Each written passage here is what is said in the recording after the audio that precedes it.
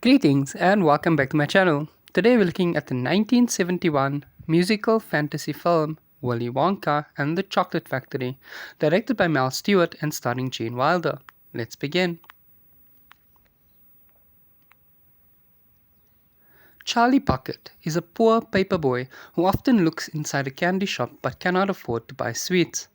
Going home one evening, he passes Willy Wonka's chocolate factory, where a tinker tells him that nobody ever goes in or comes out.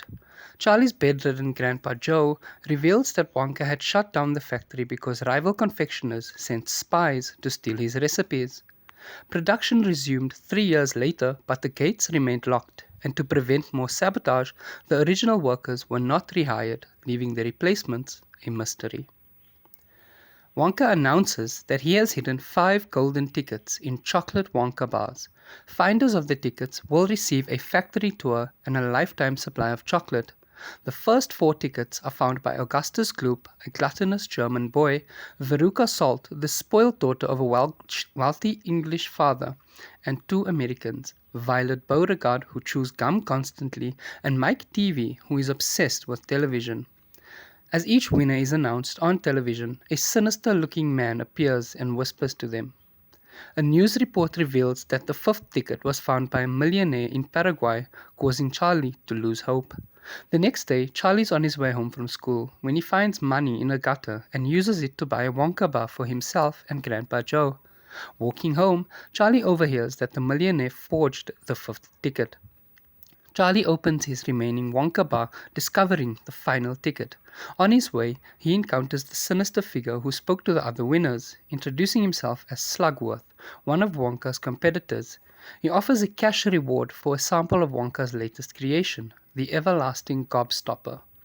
Arriving home with the golden ticket, Charlie chooses Grandpa Joe as his chaperone, who gets out of bed for the first time in 20 years and is miraculously able to sing and even dance with Charlie.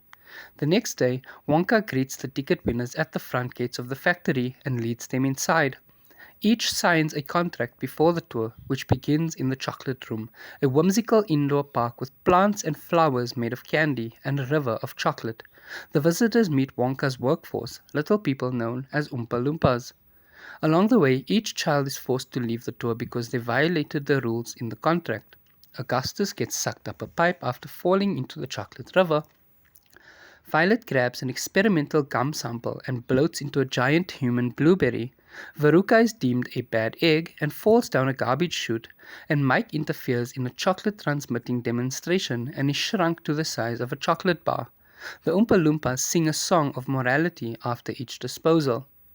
While on tour, Charlie and Grandpa Joe enter the fizzy lifting drinks room and sample the beverages against Wonka's orders.